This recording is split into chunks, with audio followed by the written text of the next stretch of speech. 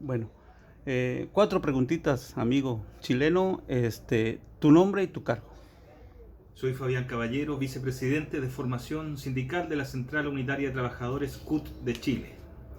Bien, la primera, ¿cómo se construyen los procesos de resistencia en tu país ante el embate del neoliberalismo?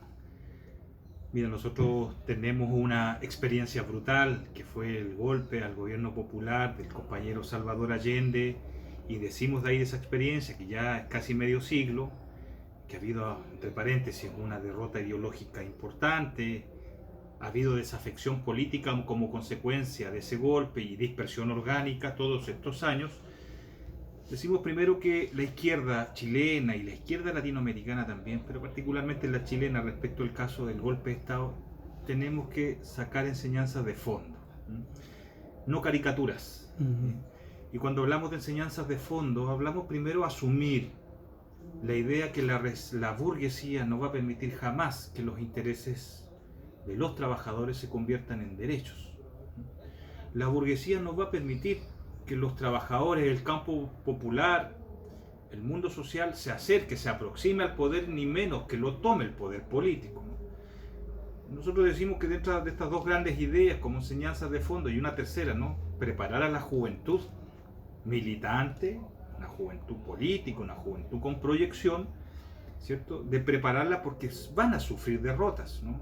Las generaciones actuales que asumen la lucha política pueden asumir una derrota temporal como una cuestión de carácter permanente, y eso afecta irremediablemente a aspectos ideológicos en el curso largo, digamos, de la lucha política y social. Tenemos que discrepar, nosotros decimos con aquellos, discrepar y disputar ideológicamente con aquellos sectores que, autodenominándose del mundo de la izquierda, del campo popular, su fuerza política depende de los sectores del bloque dominante, ¿no? Ese es un aspecto que se ha trabajado con poca profundidad en Chile, ¿no? Y con esta idea de la resistencia, fíjate, también hemos estado trabajando con la idea de la resistencia no solo tiene que ser nacional. Nosotros creemos que eso tiene limitaciones importantes, tiene deficiencias importantes.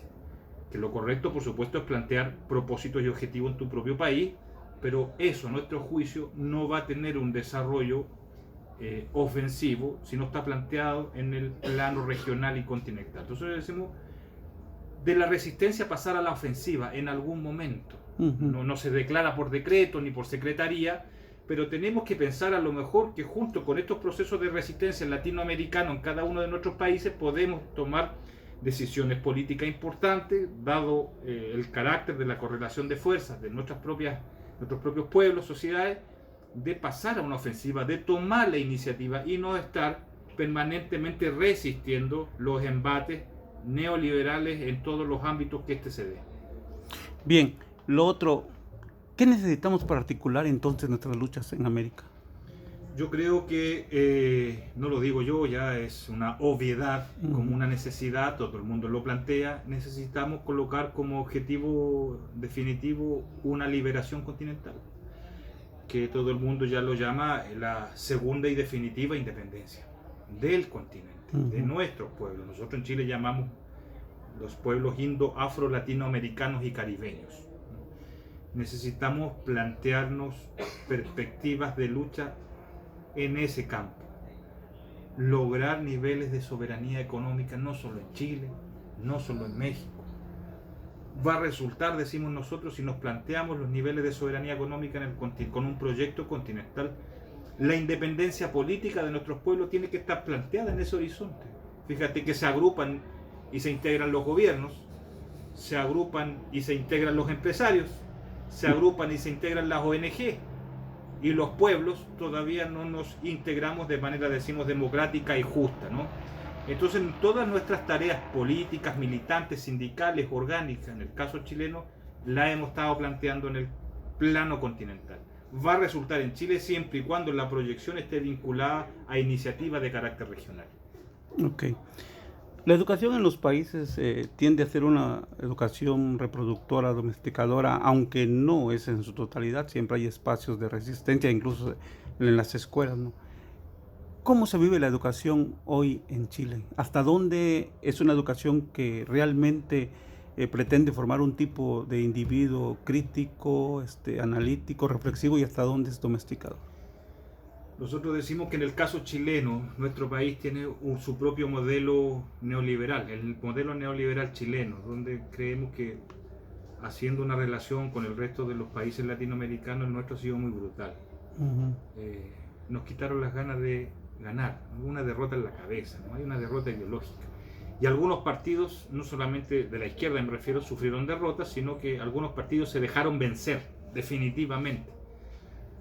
Y la reproducción de esa conducta, de esa concepción de que no es posible avanzar, se ha ido reproduciendo en la educación.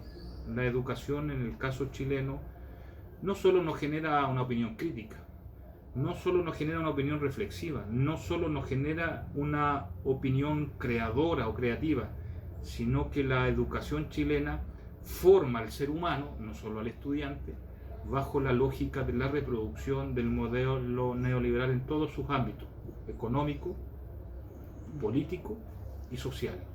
O sea, es el propio ciudadano que pasa por las escuelas básicas, primarias y secundarias y después en la educación universitaria superior, quien termina defendiendo el propio modelo, ¿no?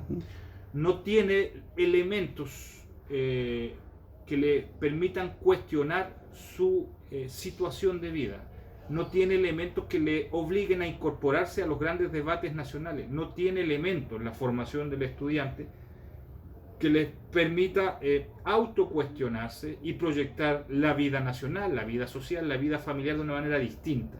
O sea, el neoliberalismo en el caso chileno fue muy brutal, socavó todas las bases de una educación pública, de una educación integradora, de una educación con un pensamiento no colonizador, sino que todo lo contrario. La educación chilena oficialmente, los currículos, el proyecto educativo, ayuda al sostenimiento del actual modelo. Con la excepción, digamos, de este espacio de movilización social que hemos tenido estos 30 días, ¿no? De a contar del 18 de octubre, estamos cumpliendo un mes donde la población no militante ha levantado las banderas, ¿cierto?, de romper y un punto de no retorno con el modelo neoliberal, sin estar militantemente formada como un cuadro militando en un partido de la izquierda chilena. Nosotros decimos que en el caso de la educación ha sido de unos elementos más perversos del neoliberalismo, porque además el modelo chileno se vende como modelo y como manual para el resto de los amigos latinoamericanos, y la educación cumple un rol fundamental para sostener ese modelo.